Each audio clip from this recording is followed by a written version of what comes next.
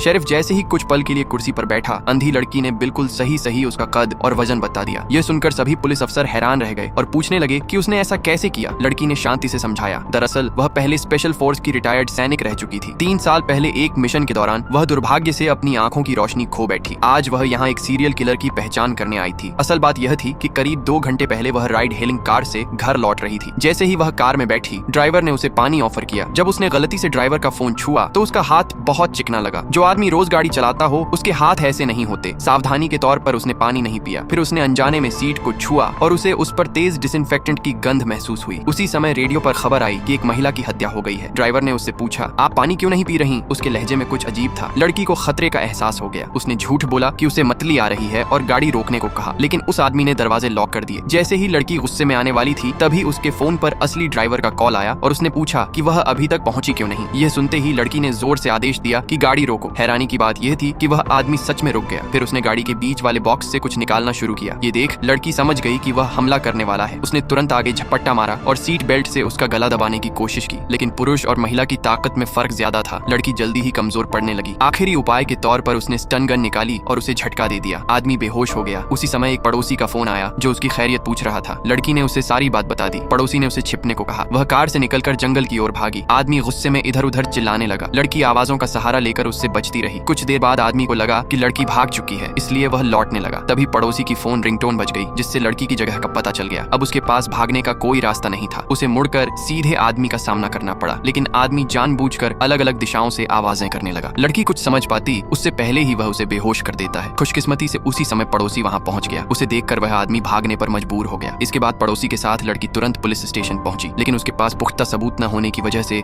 Police ने उसे पहले घर जाने को कहा। लड़की पड़ोसी का काम खराब नहीं करना चाहती थी, इसलिए वह अकेली ही रात में घर लौटने लगी। लेकिन जैसे ही वह अपने घर के दरवाजे के पास पहुंची, उसे फिर से डिसइंफेक्टेंट की वही गंध आई। उसी पल उसे एहसास हो गया कि कुछ बहुत गलत है। वह तेजी से घर की ओर बढ़ी, लेकिन ठोकर खाकर जमीन पर गिर गई। तभी उसके पीछे से उस आदमी की आवाज सुनाई दी,